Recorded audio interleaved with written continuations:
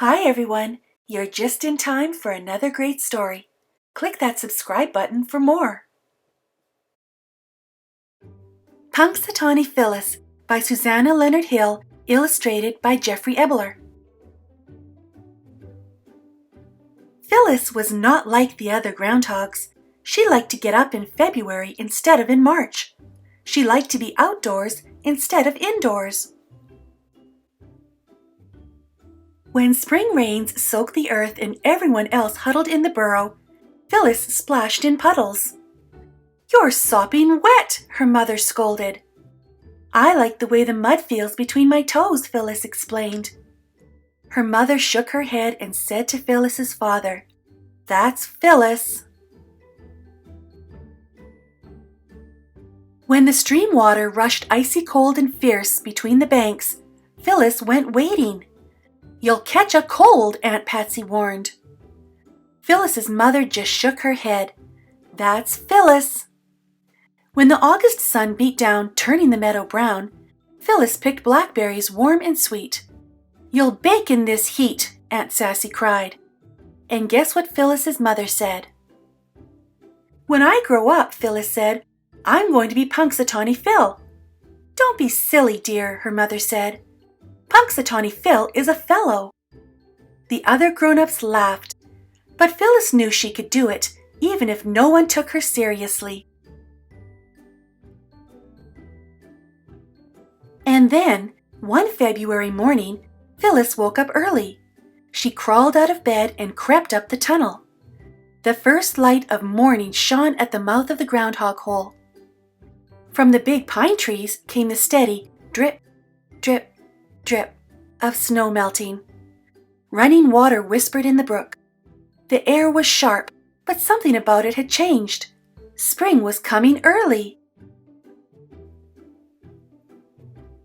She skipped back down the tunnel to wait for Uncle Phil to wake up and make his prediction.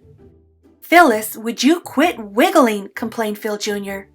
"Yeah, Phyllis," said Pete. "Some of us are trying to sleep." "How can you sleep when spring is in the air?" asked Phyllis. Phil Jr. looked at Pete. "Only Phyllis would think spring was coming in the middle of winter," he said. "It's not the middle of winter," Phyllis said. "It's Groundhog Day." But Phil Jr. and Pete were already dozing off. Pretty soon, Aunt Sassy woke up and tried to wake Uncle Phil. She shook him and tugged his whiskers. She shouted in his ear. Everyone else in the burrow woke up, but Uncle Phil kept right on snoring. "What's all the ruckus?" asked old Grandfather Groundhog. "It's Groundhog Day," said Aunt Sassy, "and Phil's still asleep. I'm afraid he's getting too old for the job." "I'll do it," Phyllis said eagerly. Everyone laughed. "Punxsutawney Phil has never been a girl," said Pete. "And never will be," Phil Jr. taunted.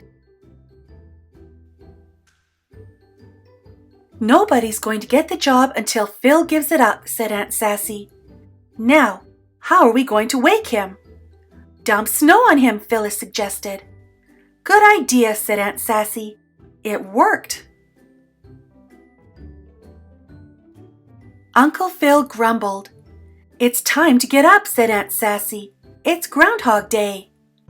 "I'm sleepy," complained Uncle Phil. "If you're too tired," said Phyllis, "I'd be happy to do the job for you." "Humph," replied Uncle Phil.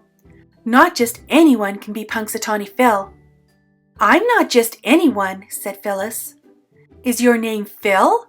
asked Uncle Phil. "No," Phyllis admitted. "But Punxsutawney Phil's real name isn't always Phil." "Yes, well," grumbled Uncle Phil. "But were you born on Groundhog Day?" "I was born the day after," Phyllis said. "Not good enough," said Uncle Phil. "Besides, you are a girl. When the time comes, one of those young fellows will fit the ticket." Phil Jr. and Pete smirked.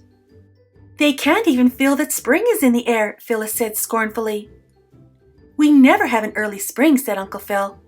"In all my years as Punxsutawney Phil, it's never happened once."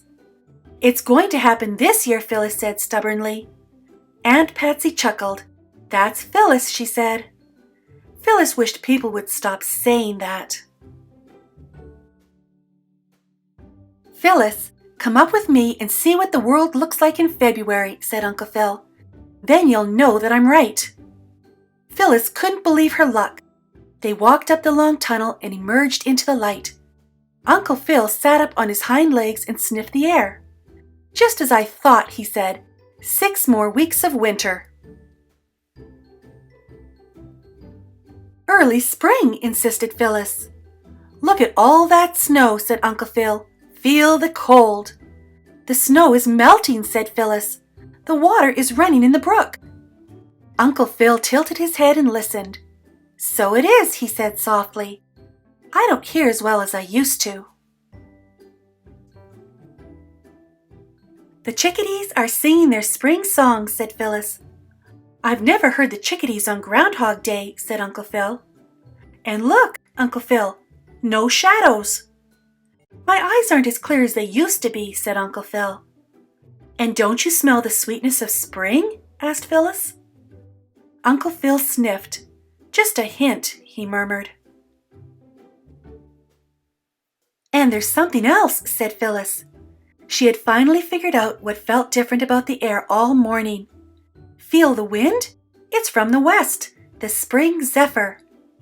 "Well, I'll be jiggered," said Uncle Phil. "Phyllis was right," Uncle Phil announced as they returned to the burrow. "We are going to have an early spring. It's time for me to retire." "But who will be the next Punxsutawney Phil?" asked Aunt Patsy. "I will," said Phil Jr. "No, I will," said Pete. "Sorry, boys," said Uncle Phil. "You missed the signs too." "You can't mean," blustered Phil Jr. "Yes, boys," said Uncle Phil. "This time the best Phil for the job is a Phyllis." "But what about the rules?" whined Phil Jr. and Pete. "If Mother Nature can bend the rules once in a while," said Uncle Phil, "we can too." Phyllis heard the water in the brook and the song of the birds. She saw that there was no shadow and she felt the spring zephyr. "That's Phyllis," her mother said proudly. Phyllis grinned and said, "Punxsutawney Phyllis."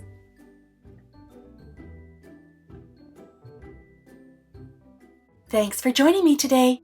Check out these links for more great stories. And before you go, don't forget to subscribe.